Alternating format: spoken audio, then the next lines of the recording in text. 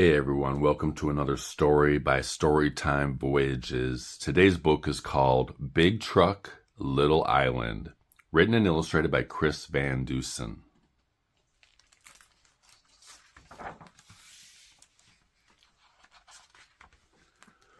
Big Truck, Little Island.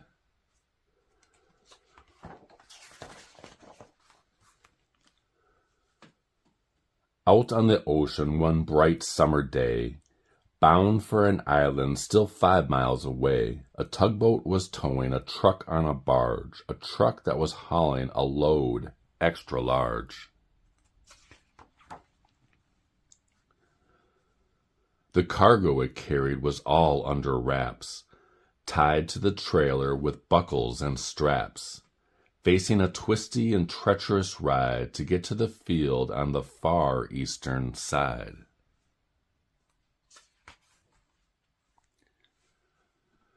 The barge reached the ramp, the truck trundled off. It bucked up the bridge with a wheeze and a cough. Then slowly but surely it chugged up the road, lugging its 20-ton oversized load.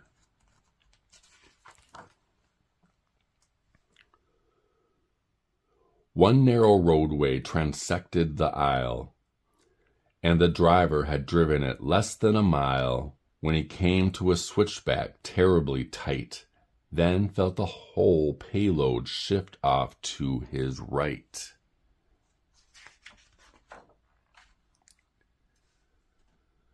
The trailer was tipping, everything slipping. The wheels in the way back were no longer gripping. They skidded and slid off the road, and then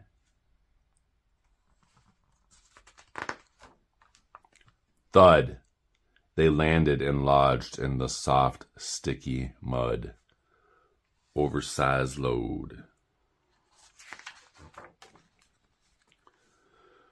2 cars in a hurry arrived from the north. Then from the south came a third and a fourth. They waited and wished that the traffic was flowing. They had things to do, and they had to get going. Meg had a swim meet at 3 at the pool. She swam the fly for her team at the school. And Barry was already late for ballet. He needed to practice his badminton frappe. Pete had a project to finish with Paul, a working volcano with lava and all. And Sue had to be at the dog wash with Bunk, her sheepdog who tried to make friends with a skunk.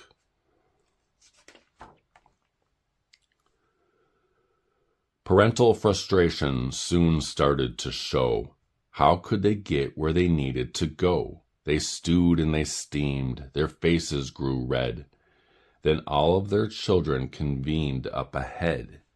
Since Meg lived by Barry and Barry knew Pete, and Pete was Sue's neighbor on Sycamore Street, and Meg was in art club with Barry and Sue, they quickly decided as friends what to do. Barry said, "Listen, let's all exchange cars. We'll borrow yours and you'll borrow ours. I'll switch with Pete and Meg swaps with Sue, and later we'll trade our cars back when we're through." The parents agreed the solution was great. By borrowing cars, they'd no longer be late. And as they departed and went on their way to the pool or the dog wash, to Paul's or ballet. And as for the big rig, that too was okay. A wrecker was summoned and towed it away to the far eastern field, where later that night